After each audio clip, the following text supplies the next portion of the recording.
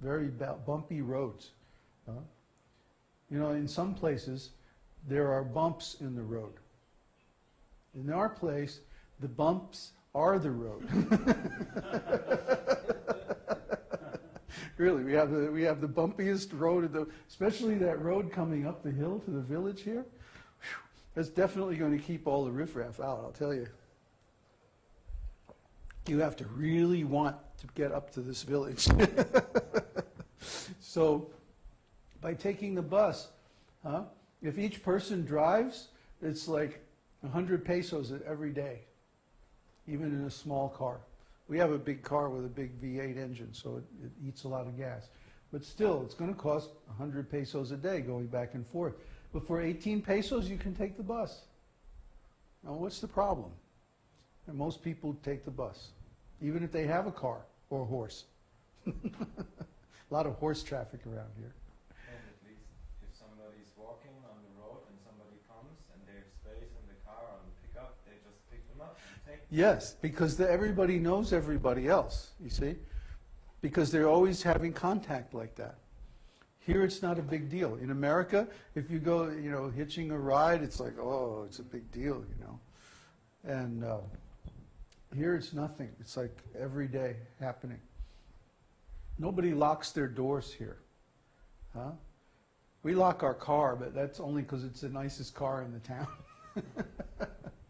But, you know, when I first was planning to come here, I said, you know, we should get like an old Ford. Remember we had this discussion? Yeah. Yeah. We should get like this old Ford, beat up Ford 150, you know, and put a camper on the back or something.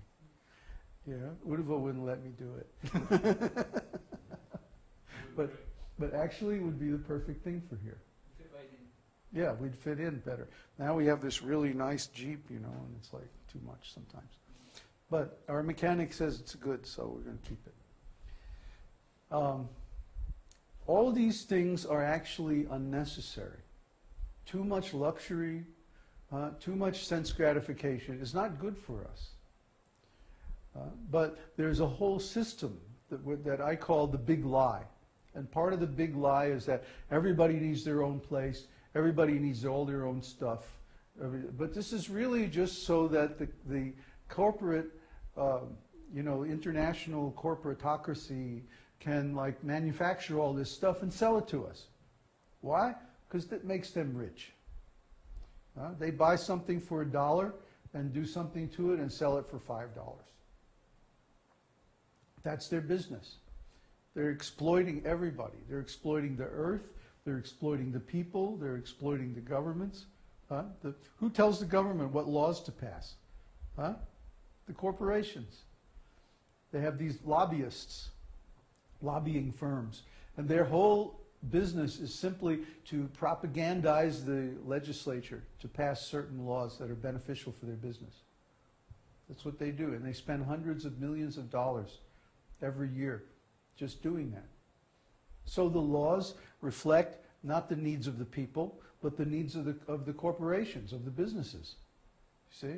And who do the businesses benefit? Well, the people who own them and run them, of course. And we were talking about this last night.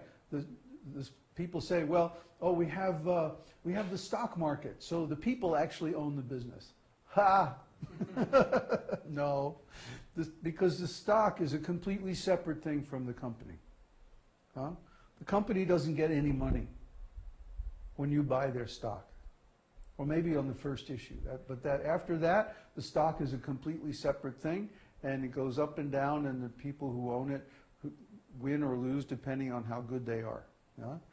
But it has nothing to do with the company itself. And people buy this stock, like usually on sentiment, because they like the company. Oh yeah, they have cool products, or the CEO's a really great guy, you know. They don't really buy it because they want to help the company. They buy it because they want to make money.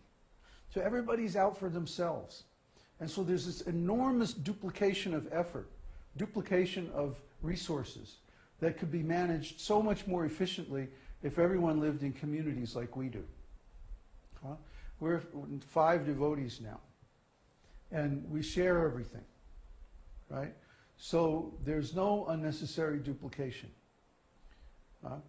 If we were living all separately, we'd have 5 apartments, 5 kitchens, 5 cars, 5 of everything. And we would have to spend the money to acquire all of that. And so it would be so much more expensive to live. So if everybody got themselves organized into a community and started sharing resources, they could cut down the amount of expenses by, 75, 80%. See? Just by living a spiritual life where there's no unnecessary sense gratification. You see? And that reduces your karmic burden also, because now you're not committing all these sinful activities. No meat eating, no intoxication, no illicit sex, no gambling. Studying scriptures every day, chanting, doing service, like that. And this nullifies a person's bad karma. Why? Because God is pleased. When God is pleased, everything goes smoothly. Try to understand. The devotees are protected by the Lord. And because they're protected, that means they don't have any hellish condition of life to look forward to. Even at the time of death, if the devotee is advanced, he's already renounced his attachment to the body. He already knows this body's not myself. It has no connection with me. It's just like a suit of clothes that I put on so I can walk around on this planet. It really has nothing to do with me at all. So if a devotee is advanced, he already has realized this. Not just in knowledge. And this is another point we were talking about in the darshans this week. It's one thing to understand this as knowledge. Oh, the body is not the self. It's another thing to actually realize it. What's a good example? A person goes to college, and let's say they study engineering or medicine or something like that. And then the whole time they're in undergraduate school, they're studying the theory of engineering, theory of medicine, the science behind it. But it's all words. It's not practical. It's not until they graduate and they actually get out and practice their profession that they learned in the school, then they know actually how to do it. See? I mean, of course, any good school is going to give you labs and stuff like that, but you understand the principle I'm talking about. You can read something in a book and you can know about it. Like all of our different sciences are called this-ology and that-ology. Paleontology and endocrinology and this-ology and that-ology. Why? Because logos, the Greek word logos, means words. So this is words about, endocrinology is words about the endocrine system.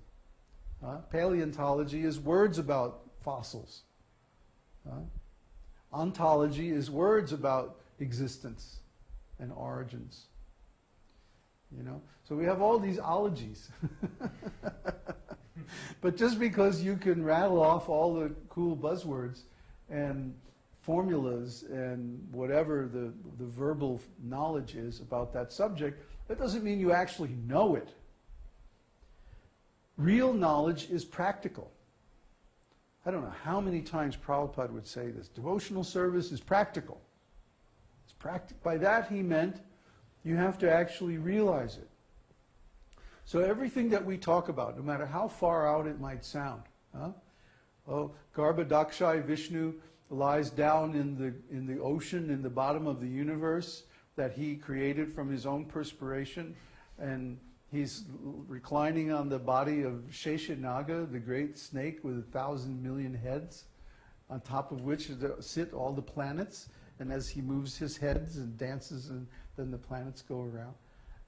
Who can understand this? But if you actually become self-realized, you can realize it. You can directly realize it. All of these things. Krishna playing in the forest in Vrindavan, Gaur Nitai doing Sankirtan that's so sweet that even the rocks melt. These things are going on in the spiritual world, and you can see them, you can become part of them. You can understand them, not just intellectually, but directly. You can participate in the experience. You have to experience this, and then you'll know. Like when you're in the middle of a roaring kirtan, Krishna will open up this little window in your heart, and go, hi, I'm real. This happens to all devotees. I don't know, especially in the middle of kirtan. When the kirtan really gets going, it's really cranking. And you forget everything. You forget whether it's night or day. You forget your own name. You forget everything. Just Krishna, Krishna, Krishna. And everything.